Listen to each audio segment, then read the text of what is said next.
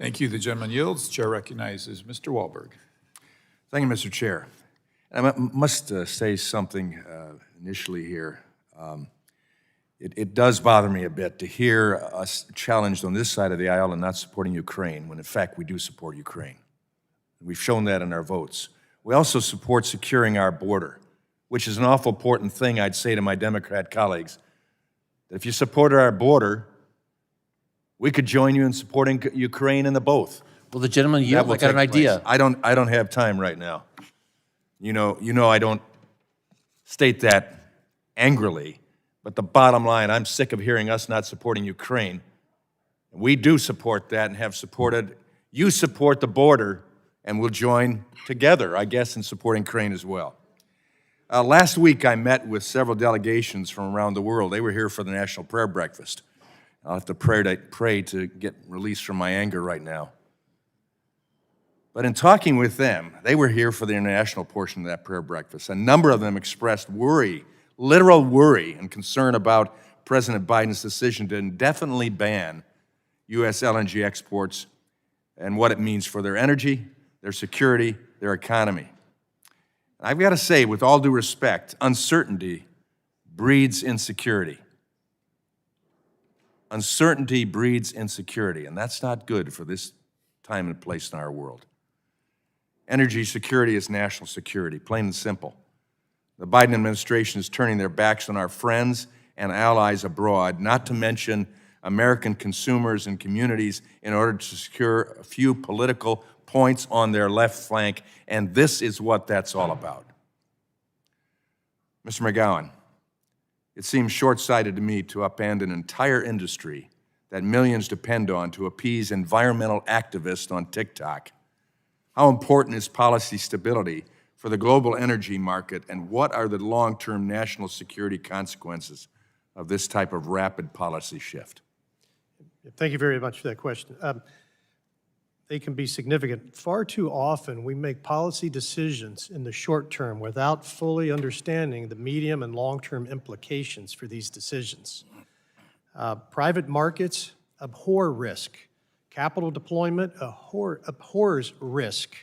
When you make these changes, when you're in the middle of the football game and the rules change, that translates to unacceptable risk. That then keeps capital on the sidelines. It keeps people from investing. It has people calling into question the regulatory regime, the regulatory certainty that is absolutely and fundamentally required in this and other areas. Thank you, Mr. McGowan.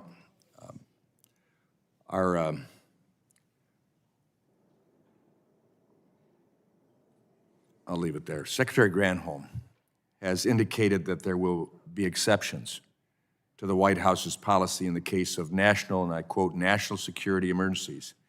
And their fact sheet claims that we will still be able to supply essential LNG to our allies in the near term. Are these exceptions and assurances sufficient to address global energy needs? Mr. McGowan, from the Energy Secretary. No, they're not. I mean, frankly, the damage has already been done. The way to undo this damage is admit that it was premature and reverse course.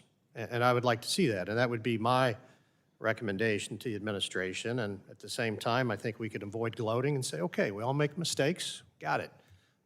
You can pursue your studies, but upending the private market economy like this is